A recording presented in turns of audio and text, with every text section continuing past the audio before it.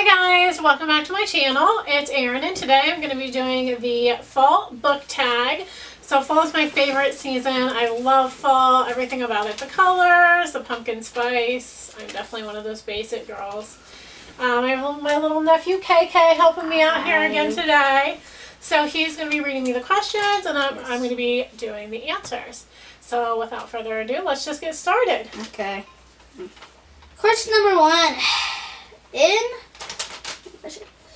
fall, the air is crisp clear. Name a book. Name a book with a very vivid setting. So the book that I choose for this question is definitely The Great Alone by Kristen Hanna. This is actually the only book I've done a book review for so far on my channel. I'll link that down below. This book is just so rich in the setting. Like I said in my review, you really feel like Alaska is its own character. So this is a historical fiction novel. It is set in the 1970s. It starts out in Oregon and then it moves into Alaska.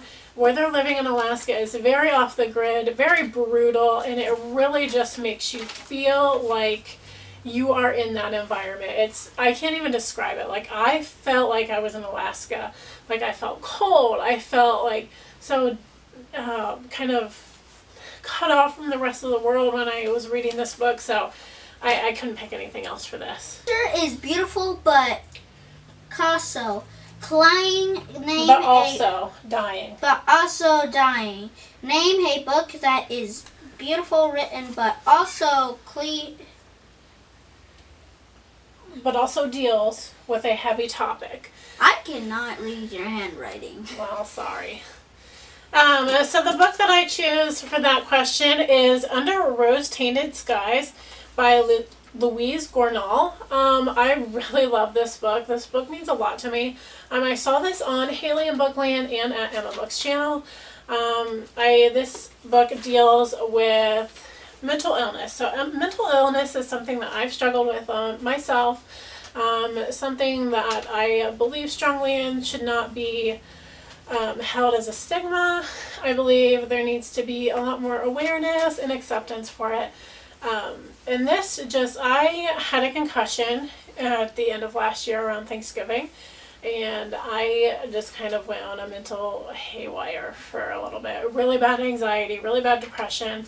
This deals with agoraphobia and OCD. I do kind of have some OCD tendencies. I've never been diagnosed with it or anything before.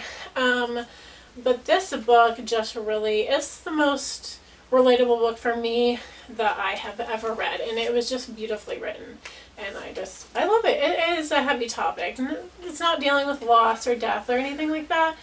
But mental illness still is a heavy topic. So that's why I chose this book. Fall is back to school season. Name a book that has taught you something. I should probably be asking you that. So the book that I picked for number 3 is Martha Washington, An American Life by Patricia Brady.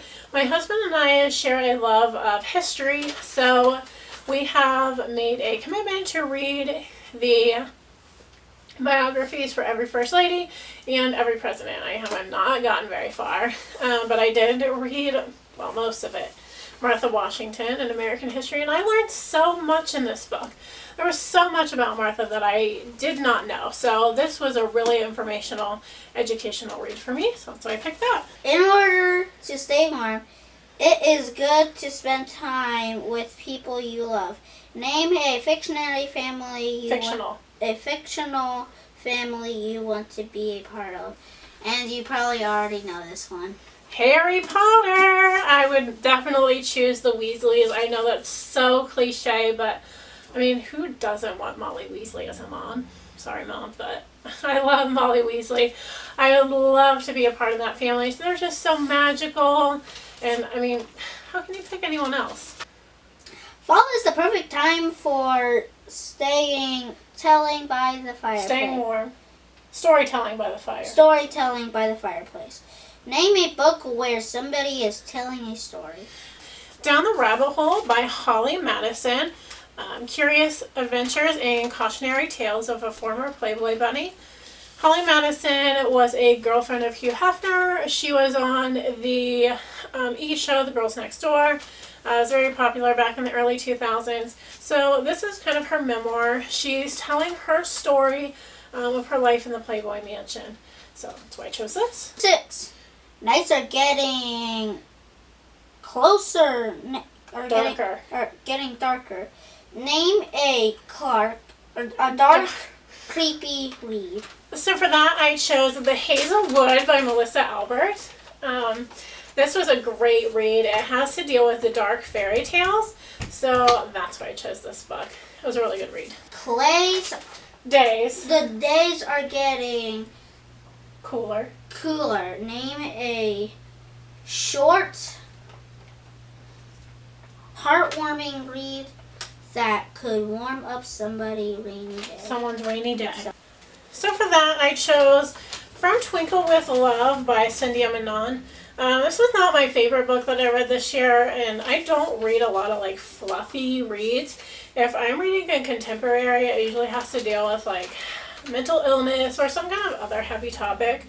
I really don't read a lot of contemporaries as is, but I choose usually ones with more difficult topics. Sometimes I just like a fluffy read. This was nice. Like I said, not my favorite book, but I'll talk about that more in my wrap-up. Fall luckily